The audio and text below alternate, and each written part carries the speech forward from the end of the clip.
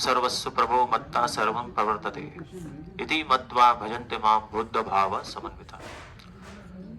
हे अर्जुन, मैं समस्त आध्यात्मिक जगत यानी रूहानी धाम जितने भी हैं, ठीक है, और भौतिक जगत, इन सब का कारण हूं, अल्टीमेट कोज तो भगवान, सुप्रीम कोज जिसको कहते हैं, ठीक है।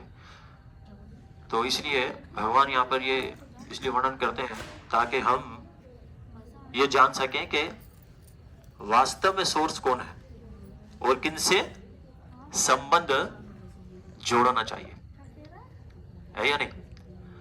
धृतराष्ट्र जो था, धृतराष्ट्र, आप कितने लोग जानते हैं धृतराष्ट्र को? हाथ उठाइए। आप जानते हैं धृतराष्ट्र कौन था? बोलिए जी बोलो। धृतराष्ट्र बोल सकते हैं कौन था?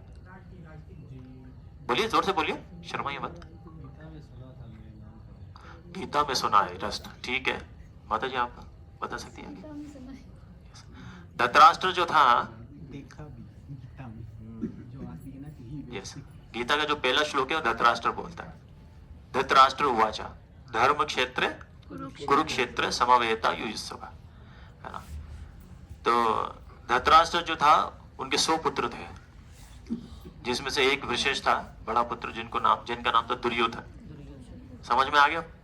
तो दुर्योधन के पिता के नाम से जान सकते हैं आप, धृतराष्ट्र।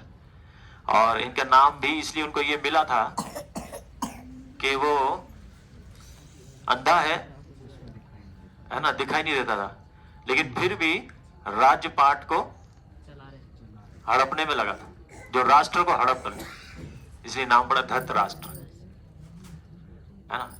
जबकि अंधा है, उसको क्या चाहिए? ठीक है, राजा बना दिया, खाना पीना मिलता रहेगा, ठीक है, एडवाइजर होते हैं, उनसे मशवरा करते रहो, राज्य चलाते रहो।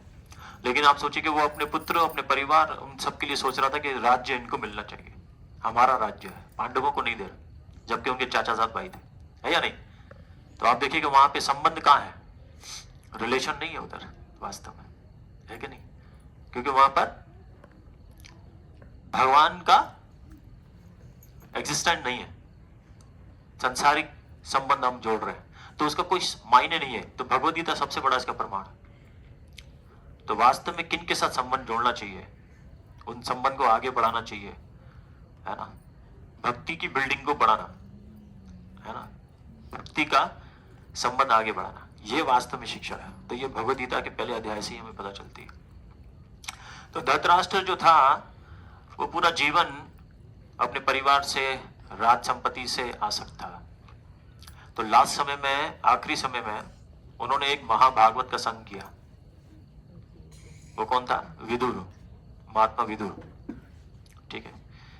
तो महात्मा विदुर जो था, वो बहुत बड़े महात्मा थे, और महात्मा विदुर ने उनको आखिरी में भी परमात्मा की, धर्म की शिक्षा दी, सलाह दी, जिसके कारण वो थोड़ा संग करने से तपस्या के लिए हिमालय पर्वत चले गए अपनी पत्नी के साथ, ठीक है।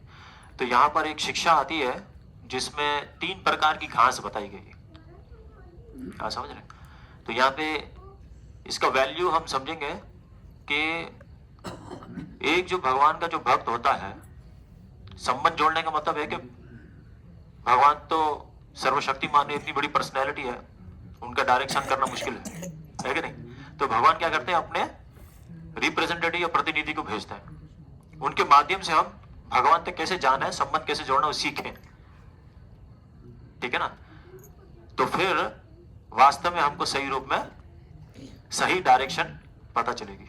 तो धृतराष्ट्र जो महात्मा का संबंध हुआ, तो उनके अंदर कोई भी ऐसे अच्छे गुण नहीं थे, लेकिन शुद्ध महात्मा के संग करने से उसको अच्छी गति प्राप्त हुई।